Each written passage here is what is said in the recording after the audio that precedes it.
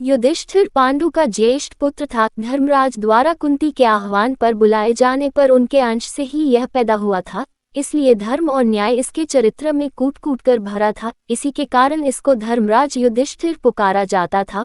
वह कभी असत्य नहीं बोलता था, तभी शत्रु पक्ष के लोग भी उनकी बात पर पूरा विश्वास करते थे। स्वार्थ के कारण किसी प्रकार अनुचित कार्य करना इनको नहीं सुहाता था। वह धीर बुद्धि था, कभी उतावला होकर कोई कार्य नहीं करता था। भीम, अर्जुन तथा अन्य भाइयों को कभी कभी गुस्सा आता था तो वे मर्यादा की सीमाओं को भी लांघने को तैयार हो जाते थे, लेकिन युधिष्ठिर ने कभी सत्य के मार्ग को नहीं छोड़ा। अगर उसके चरित्र को अच्छी तरह देखा जाए तो वह व्यक्ति क्षत्रिय अवश्य था, लेकिन एक योद्धा क्षत्रिय न होकर दार्शनिक क्षत्रिय था। उसकी चेतना केवल क्षत्रिय की सीमाओं के अंदर ही सीमित नहीं थी, बल्कि वह प्रायः जीवन के विराट सत्यों पर चिंतन किया करता था। छल कपट उसे छू तक नहीं गया था। राजा होने पर भी कूटनीति से उसने कभी काम नहीं लिया। क्षमा सदा उसके व्यवहार में रही। बड़े से बड़े अपराधी को भी वह क्षमा कर देता था। गुरुदेव द्रोणाचार्य के पुत्र अश्वत्थामा ने प्रतिहिंसा की आग में जलकर द्रौपदी के 5 पुत्रों को सोती अवस्था में मार दिया था। इससे बड़ा अपराध और क्या हो सकता था। एक तो पुत्रों की हत्या, वंश नाश करने की कुचेष्टा और इस तरह अन्याय से। लेकिन युधिष्ठिर ने उस आत्ताय अश्वत्थामा को भी क्षमा कर दिया। उस समय अश्वत्थामा का वध करने के लिए तुले हुए पांडव उसके सामने कुछ नहीं बोल पाए थे। उसकी आत्मिक शक्ति इतनी अधिक थी कि एक बार तो कितने भी क्रोधी स्वभाव का व्यक्ति उसके सामने सिर झुका देता था। स्वभाव से वह सहनशील था। दूसरों की क्षुद्रता पर रोष करना उसे नहीं आता था। कौरवों ने क्या क्या कुचक्र नहीं रचे। उन्होंने अपने ही भाई पांडवों को वारणावत भेज दिया और वहां लाक्षागृह में ठहराया। वहां से उनको सुरंग लगाकर भागना पड़ा और इस तरह दुर्योधन का वह षड्यंत्र निष्फल चला गया। लेकिन युधिष्ठिर को इस पर भी क्रोध नहीं आया। उसने कभी भी अपने मुंह से यह बात नहीं कही कि दुर्योधन को नष्ट कर देना चाहिए। सच देखा जाए तो वह पूरी तरह निष्काम कर्मयोगी था। इस भौतिक संसार के सुख और दुख उसको अधिक विचलित नहीं करते थे। बच्चों के समान सरल उसकी प्रकृति थी। दूसरों के बनाए षड्यंत्रों को वह नहीं जान पाता था। इसका कारण यही था कि उसकी दृष्टि निरंतर जीवन की सुंदरता पर रहती थी। जीवन का पक्ष वह अच्छी तरह नहीं जानता था। भाई और मित्र पर पूरी तरह विश्वास करता था। एक सफल कूटनीतिज्ञ की तरह संदेह करना उसे नहीं आता था। तभी उसने दुर्योधन का जुआ खेलने का प्रस्ताव सहर्ष स्वीकार कर लिया। राजसूय यज्ञ के पश्चात उसके वैभव को देखकर वृद्ध धृतराष्ट्र के मन में ईर्ष्या जाग उठी थी। उधर दुर्योधन भी अंदर ही अंदर इस सारे वैभव से जल रहा था। उन्होंने ही जुए के रूप में युधिष्ठिर का सब कुछ छीनने का षड्यंत्र रचा था। उसी के लिए शकुनी तैयार किया गया था, जिसने प्रारंभ से अंत तक छल किया और अंत में युधिष्ठिर को हरा दिया। उस समय युधिष्ठिर धृतराष्ट्र और दुर्योधन के मन के भाव नहीं जान पाया था। उसकी तो उनके प्रति पहले जैसी ही श्रद्धा थी। जुए में वह सब कुछ हार गया, यहाँ तक कि अपनी प्रिय पत्नी द्रौपदी और अपने प्यारे भाइयों को भी उसने दांव पर लगा दिया। उनको भी वह हार गया। उसकी सरलता के कारण ही उसकी यह पराजय हुई थी। उसके बाद जब द्रौपदी का भरी सभा में अपमान किया गया तो वह कुछ भी नहीं बोला। इसका कारण उसकी न्याय प्रवृत्ति थी। द्रौपदी उसके दांव पर लगाने के कारण कौरवों की दासी हो गई थी, इसलिए दासी के साथ वे किसी प्रकार का व्यवहार कर सकते थे। यही उस समय समाज की मर्यादा थी। भला इसके विरुद्ध युधिष्ठिर कैसे जाता। इससे ये स्पष्ट होता है कि सत्य और मर्यादा के पीछे वह धर्मात्मा अपने परिजनों को कितने भी कष्ट में देख सकता था। 12 वर्ष तक वनवास और 1 वर्ष के अज्ञातवास का दुख उसकी इस भूल के कारण सभी को सहना पड़ा था, लेकिन फिर भी उनके मन में इसके प्रति खेद नहीं था, बल्कि यह प्रकार का संतोष और सुख था कि वह अपने धर्म का पालन कर रहा है और उसने वनवास और अज्ञातवास की वह अवधि पूरी की। उस बीच कभी यह विचार उसके मन में नहीं आया कि कौरवों ने ये कुचक्र रचकर ही हमें वनवास दिया है, फिर इसको स्वीकार करके क्यों कष्ट भोगा जाए। वह सत्यवादी था। एक बार वचन देकर लौटना तो जानता ही नहीं था। वनवास के समय अन्य भाई कभी कभी विक्षुब्ध हो उठते थे और कहते थे कि कौरवों के इस अन्याय को स्वीकार करना भी कौन सा धर्म है। उधर द्रौपदी भी निरंतर कौरवों के इस कुचक्र का बदला लेने के लिए युद्ध अस्थिर को उभारा करती, लेकिन वह धीर बुद्धि कभी भावावेश में आकर अनुचित पथ का अनुसरण नहीं करता था। वह द्रौपदी को समझाया करता था कि मनुष्य का सबसे बड़ा सुख तो उसके जीवन का सत्य है, यदि वह उसने छोड़ दिया तो धन धान्य तथा अन्य राजसी ऐश्वर्य उसकी आत्मा को कभी संतोष नहीं पहुंचा सकते। असंतोष और तृष्णा ही तो जीवन में दुख का हेतु है। इन्हीं को जीतना जीवन की सबसे बड़ी विजय है। इस दृष्टि से युधिष्ठिर विजयी था। उसका चेहरा सदा प्रशांत भाव से देदीप्यमान रहता था। उसके इसी गुण के कारण ही सभी उसकी आज्ञा मानते थे। उसने अपने चरित्र से पूरी तरह सिद्ध कर दिया था कि महात्मा ही इस संसार में पूज्य हैं। बाकी अन्य बड़े से बड़े सम्राट भी अपने कार्यों के द्वारा घृणा के पात्र हो जाते हैं, महात्मा ही अमर होता है। अन्य सभी को काल निगल जाता है और शीघ्र ही उनकी स्मृति मिट जाती है। देखा जाए तो महाभारत का प्रमुख पात्र युधिष्ठिर ही है, जो अपने युग की सीमाओं के भीतर रहकर भी जीवन के विराट सत्यों की ओर पूरी तरह सजग रहता है। अन्य कोई पात्र इस गौरव को नहीं पहुंचता। वही था जिसने कुत्ते को भी स्वर्ग का अधिकारी बनवाया था। समाजगत भेदभावों को वह छोटी परिधि के सत्य मानता था, तभी तो उसने उस स्वर्ग में जाने से इनकार कर दिया था जहां उसकी सी ही आत्मा रखने वाले कुत्ते को प्रविष्ट करने का अधिकार न हो। क्या युधिष्ठिर के अलावा और व्यक्ति उस समय के समाज में यह बात कह सकता था? वह जीवन के स्वार्थों के प्रति प्रायः उदासीन रहा करता था। महाभारत युद्ध के समय कभी उसने अपनी विजय के लिए उत्सुकता नहीं दिखाई, यहाँ तक कि जब कृष्ण ने द्रोणाचार्य के वध के लिए उससे ये कहलवाना चाहा कि अश्वत्थामा मर गया तो उसने ये झूठ बोलने से साफ इनकार कर दिया और फिर कृष्ण के बहुत कहने पर भी स्पष्ट रूप से यह नहीं कहा कि द्रोणाचार्य का पुत्र अश्वत्थामा मर गया, बल्कि यह पता नहीं कि अश्वत्थामा नाम का मनुष्य मरा या उस नाम का हाथी। इस तरह कहकर उसने अपने राज्य धर्म का पालन किया, लेकिन फिर भी वह झूठ तो था ही, क्योंकि पूरी तरह जानते हुए भी कि अश्वत्थामा हाथी ही मरा है। उसने ये संशयात्मक वाक्य कहा था, इसलिए कुछ क्षणों तक उसको नरक की यात्रा करनी पड़ी। बस इसी स्थल पर हम उसकी थोड़ी सी शिथिलता पाते हैं, नहीं तो वह अपने जीवन के आदर्शों पर एक चट्टान की तरह दृढ़ था। क्षमा उसके का आदर्श था। बिना शत्रु मित्र का विचार करके वह सभी को क्षमा कर दिया करता था। जिस समय गंधर्वराज चित्रसेन दुर्योधन आदि को बांध लाया था, तब युधिष्ठिर ने प्रार्थना करके उनको छुड़वा दिया था। गंधर्वराज ने बार बार कहा था कि उसने दुष्ट दुर्योधन को पांडवों के हित के लिए ही बंदी बनाया है, लेकिन क्षमाशील और उदार प्रवृत्ति वाला युधिष्ठिर वनवास का ये कष्ट पाते हुए भी दुर्योधन के प्रति भ्रातृत्व का भाव रखता था और उसने चित्रसेन से प्रार्थना करके दुर्योधन को मुक्त करवा दिया। इसी प्रकार जब एक चिक्रा नगरी से पांडव आ रहे थे तो रास्ते में अंगारपूर्ण गंधर्वराज से अर्जुन की मुठभेड़ हो गई। युद्ध की तैयारी हो गई, लेकिन युधिष्ठिर ने ही अंगारपूर्ण को क्षमा कर दिया और अर्जुन को आज्ञा दी कि गंधर्वराज को किसी प्रकार की हानि नहीं पहुंचाए। इस प्रकार युधिष्ठिर के कहने से ही वह झगड़ा थम गया। युधिष्ठिर को क्रोध प्रायः बहुत कम आता था।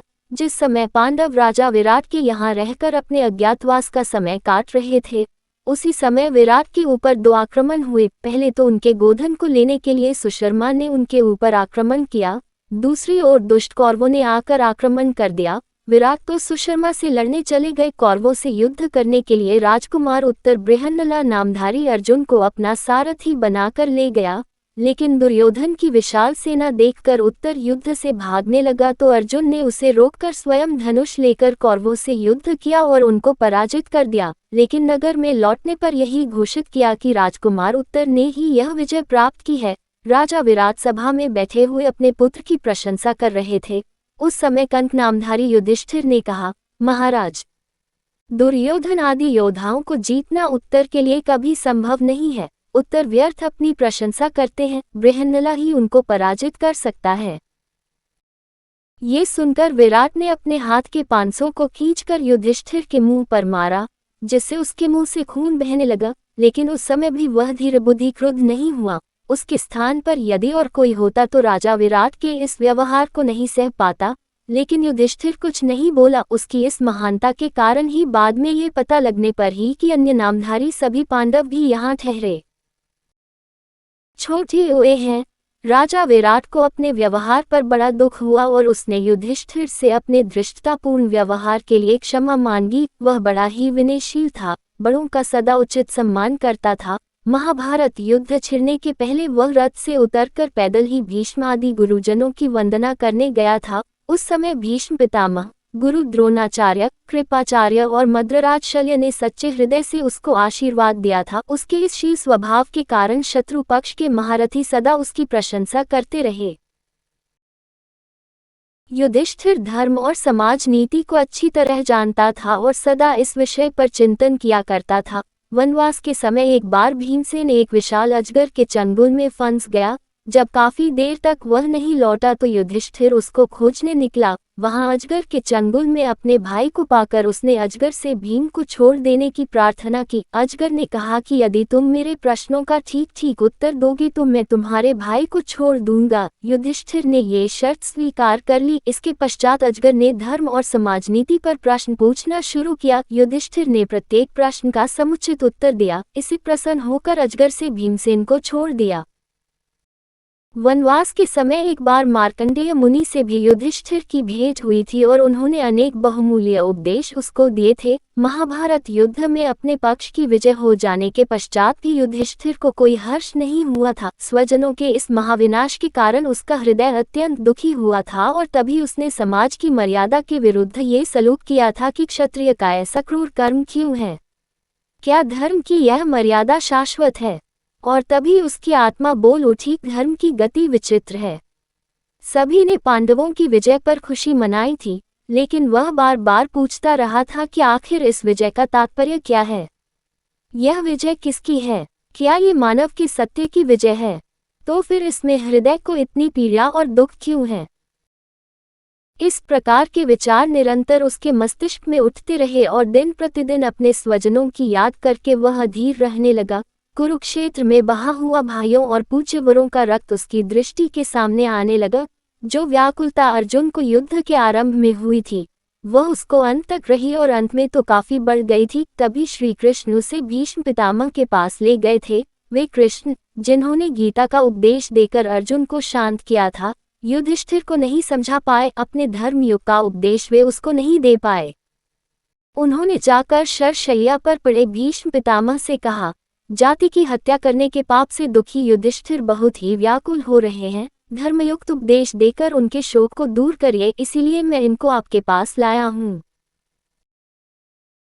पितामह ने राजधर्म, आपधर्म और मोक्ष के उपदेश युधिष्ठिर को दिए और अनेक तरह से उसको समझाया, लेकिन फिर भी उसके हृदय का संताप पूरी तरह नहीं मिटा।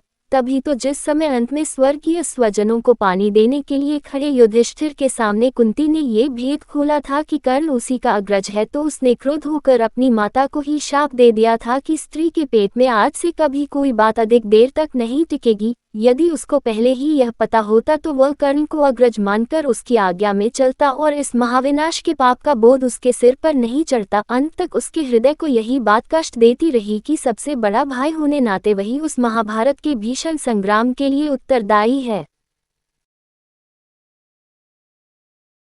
युद्ध समाप्त होते ही द्रौपदी के 5 पुत्र मारे गए। उधर अभिमन्यु पहले ही मारा जा चुका था, फिर कृष्ण के कुल में भी फूट पड़ गई थी और वहां भी सर्वनाश हो गया था। स्वयं श्री कृष्ण को उपेक्षित की भांति अपने प्राण त्यागने पड़े थे। उस समय उनका दाह संस्कार करने तक के लिए उनका कोई स्वजन उपस्थित नहीं था। इन सभी कारणों से युधिष्ठिर जीवन के प्रति उदासीन हो उठा। यद्यपि महाभारत के बाद कुछ वर्ष तक वह राज्य करता रहा, लेकिन कभी भी उसका चित्त प्रसन्न नहीं रहा। अनेक प्रकार के भयानक प्रश्न उसके मस्तिष्क में उठते थे और उसकी चेतना को झकझोर कर रख देते थे। अंत में वह जीवन से इतना ऊब गया था कि इसमें किसी प्रकार का सौंदर्य और सुख उसे दिखता ही नहीं था। जीवित रहने का लगाव उसके हृदय से मिट गया था। तभी अपने पोते परीक्षित को राज्य देकर वह अपनी पत्नी द्रौपदी और 4 भाइयों के साथ हिमालय की ओर चल दिया और वहीं उसके भाई और द्रौपदी बर्फ में गलकर मर गए थे और वह सदैव स्वर्ग गया। इंद्र और स्वयं धर्मराज उसको लेने आए थे। यह उसके पुण्य का प्रभाव ही था। पहले पहले उसे नरक में होकर गुजरना पड़ा था। वहां सहसा उसे ने भाइयों तथा द्रौपदी की चीत्कार सुनाई दी। इससे वह व्यथित हो उठा और इंद्र से वह पूछने लगा, क्या कारण है कि मेरे भाइयों को और द्रौपदी को नरक की दारुण यातना भोगनी पड़ रही है?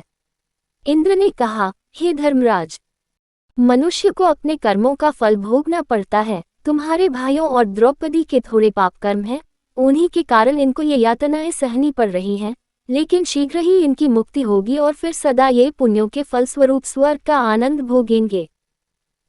इसके पश्चात युधिष्ठिर स्वर्ग में पहुंचा तो वहां उसको दुर्योधन, कर्ण आदि सभी मिले। उन्हें देखकर उसको भी विस्मय होने लगा और फिर धर्मराज के न्याय पर क्रोध भी आने लगा। लेकिन इंद्र ने कहा, युधिष्ठिर, इन्होंने युद्ध करके वीरगति प्राप्त की है, इसी का पुण्य फल ये स्वर्ग में भोग रहे हैं, लेकिन इसके समाप्त हो जाने के पश्चात अपने अनेक पापों का परिणाम ये नरक में भोगेंगे। शीघ्र ही इनका पतन होगा। कुछ ही देर के पश्चात युधिष्ठिर ने देखा कि कौरवों का पतन होने लगा। वे चीत्कार करते हुए स्वर्ग से नरक की आग में गिरने लगे और नरक में से अर्जुन, भीम, नकुल, सहदेव, द्रौपदी के साथ स्वर्ग में आ गए। उनसे मिलकर युधिष्ठिर को अत्यधिक प्रसन्नता हुई। इसके पश्चात वे सभी अपने पुण्यों का फल भोगने लगे। युधिष्ठिर के चरित्र को पूरी तरह देखने से यह मालूम होता है कि वह सद्गुणों की खान था। वह एक विचारक था जो निरपेक्ष दृष्टि से मानवतागत मूल्यों पर विचार किया करता था और फिर अपने हृदय की बात को कहने का साहस रखता था। कभी स्वार्थ के लिए सत्य पर पर्दा डालने की उसने चेष्टा नहीं की। अपना दयालु स्वभाव होते हुए भी वह रणभीरु कभी नहीं था। जब कभी युद्धस्थल में उतरता था तो पूर्ण साहस के साथ युद्ध करता। मद्रराज शल्य उसी के हाथ से मारा गया था। कर्ण से भी उसने युद्ध किया था, लेकिन घायल होने के कारण आगे उससे युद्ध नहीं कर पाया था। अर्जुन ने कर्ण से टक्कर ली थी और जब अर्जुन पूरे दिन लड़कर भी कर्ण को परास्त नहीं कर पाया था तो युधिष्ठिर ने उसको बुरी तरह फटकारा था। उसने उसके गांडीव धनुष तक को ललकारा था। इस पर अर्जुन ने क्रोध होकर अपने अग्रज का वध करने की ठान ली थी, लेकिन कृष्ण ने बीच बचाव कर दिया। फिर अर्जुन ने युधिष्ठिर से अपनी धृष्टता के लिए क्षमा मांगी थी। युधिष्ठिर के जीवन में यही एक घटना है जहां उसने अपना धैर्य तोड़ दिया था, नहीं तो सदा धैर्य रखा आशा ही उसके जीवन को सुखमय बनाती रहती थी। वह आशावादी था। बड़ी से बड़ी आपत्ति आने पर भी वह घबराता नहीं था और उनके बीच भी भविष्य में सुखी जीवन की आशा करता था। मारकाट और युद्ध से वह सदा घृणा करता था। तभी उसने क्षत्रिय के इस क्रूर कर्म की कुछ आलोचना की थी। महाभारत के युद्ध को टालने की उसने हर बार कोशिश की, लेकिन दुर्योधन की दुष्टता के आगे उसकी कोशिश बेकार हो गई। उसने वनवास तक स्वीकार कर लिया और फिर कौरवों से अपना हिस्सा प्राप्त करने तक की आशा की, लेकिन वह भी उसे नहीं मिला। तब अंत में विवश होकर उसे युद्ध करना पड़ा। स्वाभिमानी वह पूरा था।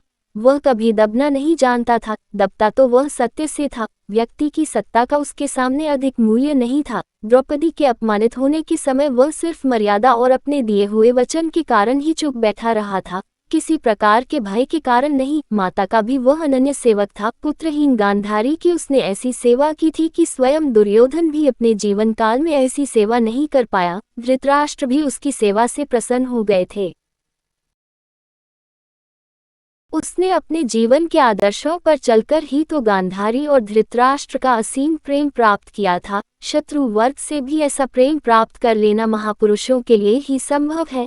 इस दृष्टि से देखा जाए तो वह रोग और द्वेष से परे था। गीता के अनुसार देखा जाए तो वह निष्फल कर्मयोगी था। उसकी समान दृष्टि थी। भेदभाव करना वह नहीं जानता था। राजनीति के मामलों में इतना नादान था कि कभी कभी तो बिना सोचे समझे ही बात मुंह से निकाल जाता था। इसी प्रकार जब कौरव पक्ष का अंतिम योद्धा दुर्योधन बच रहा और वह जाकर द्वैपायन सरोवर में जा छिपा तो सभी पांडव उसे खोजते हुए वहीं जा पहुंचे। उस समय सभी ने दुर्योधन को ललकारा, जिससे आवेश में आकर वह बाहर निकल आया। उस समय दुर्योधन ने उससे कहा, युधिष्ठिर, अब सब कुछ विनष्ट हो चुका है। मेरी ओर से सभी पराक्रमी योद्धा मारे जा चुके हैं। अब मुझे इस राज्य की आकांक्षा नहीं है, इसे तुम ही ले लो।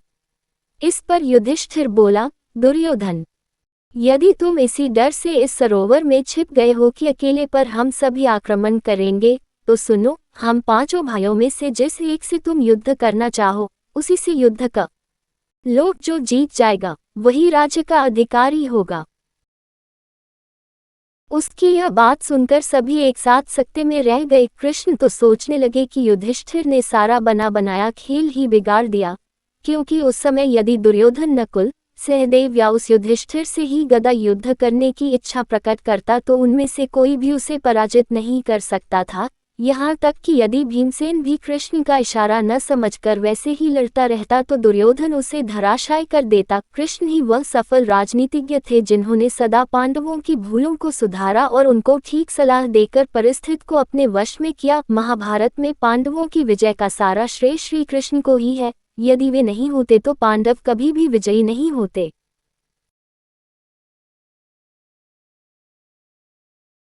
युधिष्ठिर तो पल पल में संशय में पड़ जाता था। एक तरफ तो महाभारत का युद्ध हो रहा था और दूसरी ओर उसकी आत्मा में एक प्रकार का भीषण संघर्ष चल रहा था। इसी निरंतर चलते संघर्ष के कारण वह कभी एक क्षत्रिय की तरह क्रूर नहीं हुआ। उसने कभी अपने आप को अन्य क्षत्रिय धर्म की सीमाओं में नहीं मिटाया, बल्कि वह तो सत्य को खोजने वाला दार्शनिक था।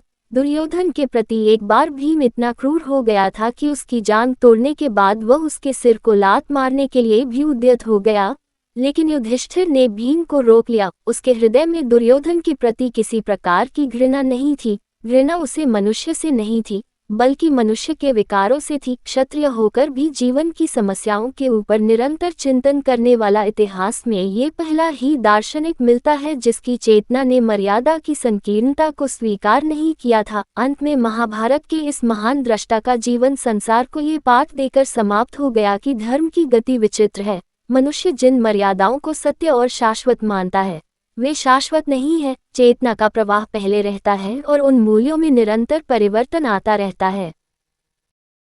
महाभारत का अंत एक तीव्र विषमता और दुख में हुआ। उसी प्रकार इसका जीवन भी दुख को इस संसार में सत्य घोषित करके समाप्त हुआ। वो प्रमाणित कर गया कि मनुष्य के सुख और वैभव से भी ऊंचा मनुष्य के जीवन का सत्य है और उसी के साक्षात्कार से जीवन में सच्चा संतोष मिलता है। उसी से परलोक में स्वर्ग का सुख मिलता है। अंत में यही कहना उचित होगा कि युधिष्ठिर महाभारत का सबसे महान और उदात्त पात्र है, जिसके चरित्र के द्वारा ही महाभारत का दार्शनिक पक्ष स्पष्ट होता है।